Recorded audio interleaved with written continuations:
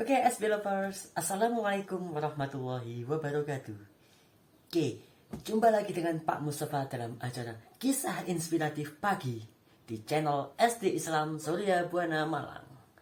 Oke, anak-anak, kali ini Pak Mustafa akan menceritakan sebuah kisah tentang kejujuran seseorang. Bagaimana kisahnya? Simak baik-baik.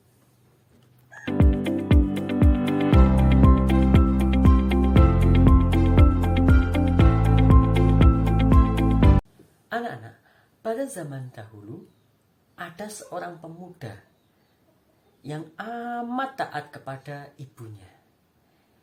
Nah, dia berguru kepada seorang syekh di daerah Timur Tengah sana. Nah, ketika dia sudah lulus dan waktunya kembali ke rumah untuk mengamalkan semua ilmunya, gurunya berpesan kepada pemuda itu, "Hai muridku,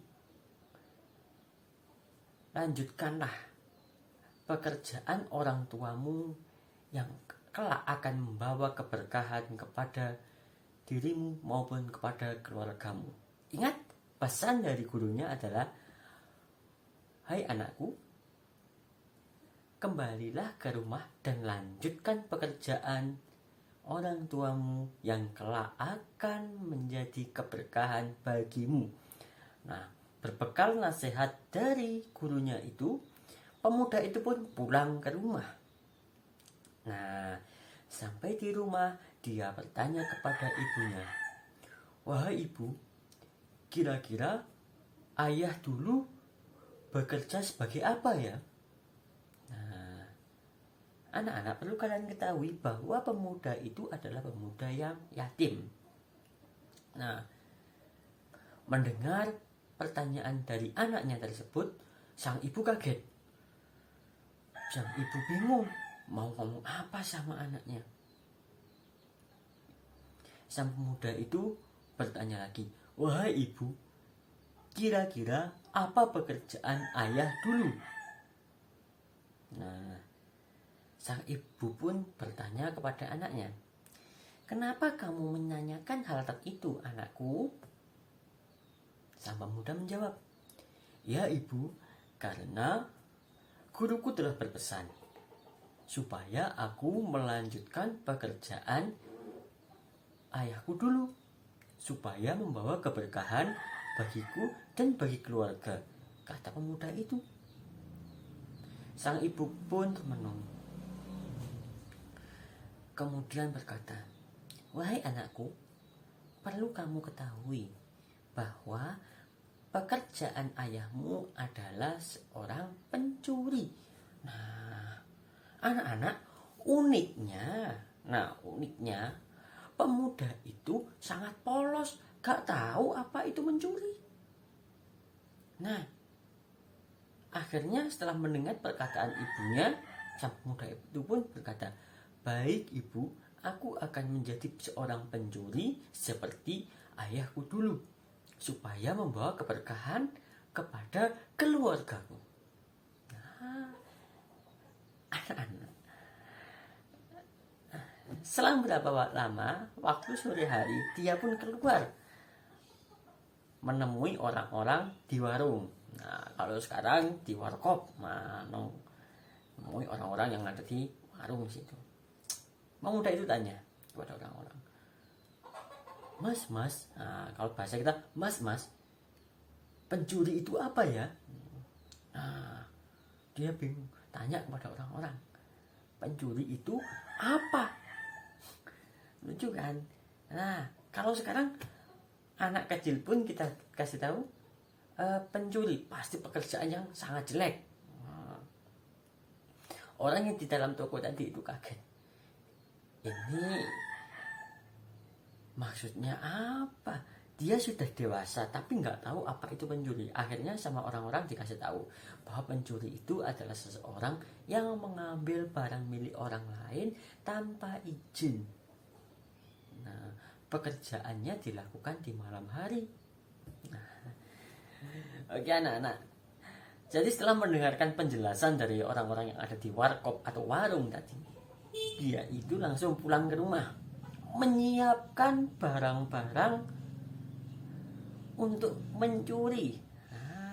Untuk berangkat mencuri. Malam harinya, benar saja, dia itu berangkat mencuri, anak-anak. Nah, keluarlah dia dari rumah dan menuju suatu rumah. Ketika menuju rumah pertama, dia mikir, sebentar. Ini adalah rumah anak yatim. Rasulullah sangat sayang kepada anak yatim dan tidak boleh memakan harta anak yatim. Nah, akhirnya anak-anak, dia pindah lagi, gak mau nyuri di rumahnya anak yatim karena dia tahu bahwa tidak baik mengambil harta anak yatim, seperti itu. Kemudian dia pindah ke rumah kedua. Rumahnya besar, melimpah, kaya raya. Akhirnya dia memutuskan untuk mencuri di situ. Nah, dia sudah membawa alat untuk mencongkel pintu dan jendela, bawa linggis kalau sekarang. Mencongkel, terbukalah pintu itu. Nggak ada suara, dia pun masuk. Nah, uniknya anak-anak, sebelum masuk rumah, dia baca doa dulu. Dia membaca doa masuk rumah, anak-anak. Nah, kemudian kira-kira apa yang akan terjadi selanjutnya? Ada yang tahu apa yang akan terjadi selanjutnya? Nah, tepat sekali.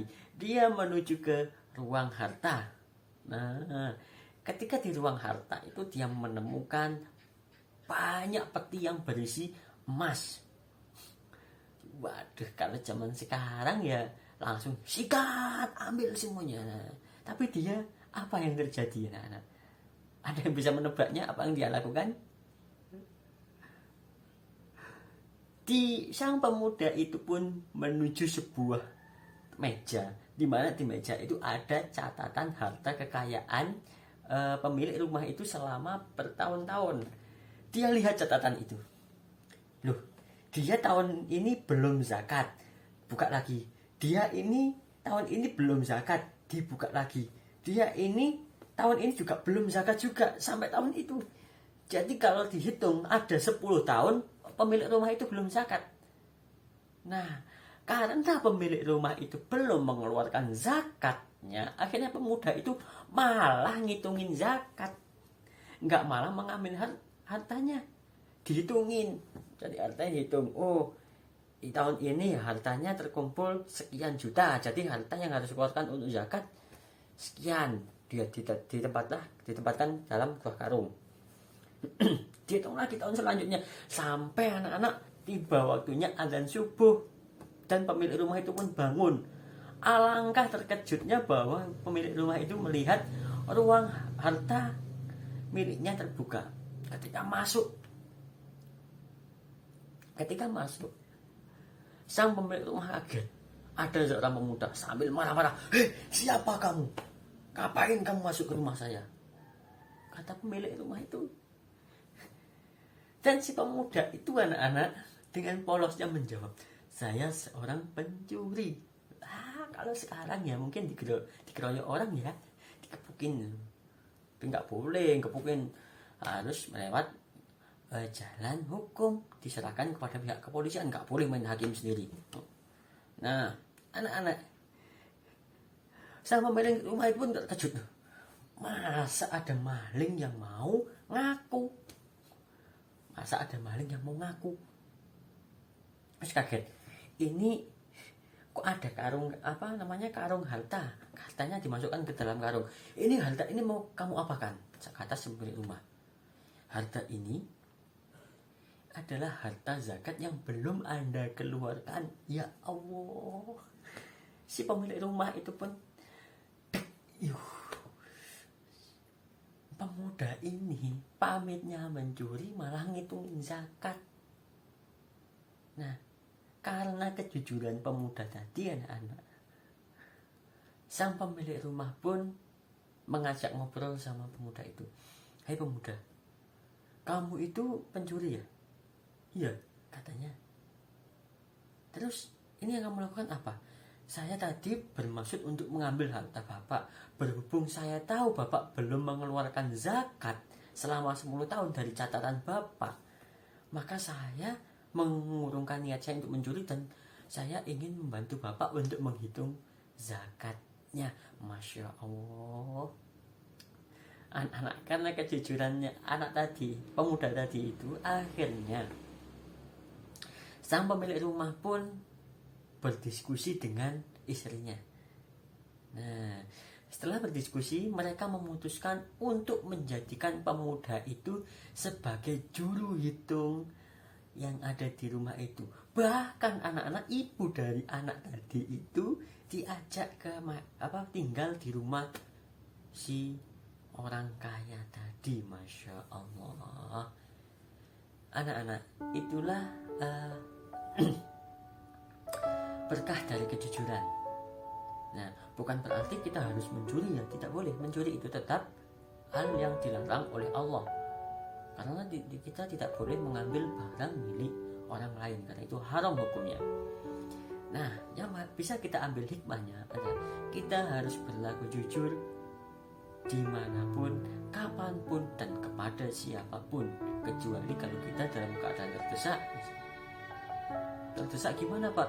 Misalnya kalau kita tidak berbohong, maka akan ada yang terluka, nah itu baru boleh berbohong.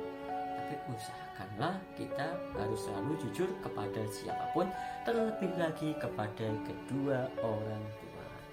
Baik anak-anak, itulah sedikit kisah inspiratif dari Pak Mustafa. Kita ketemu lagi di kisah inspiratif selanjutnya. Assalamualaikum warahmatullahi wabarakatuh.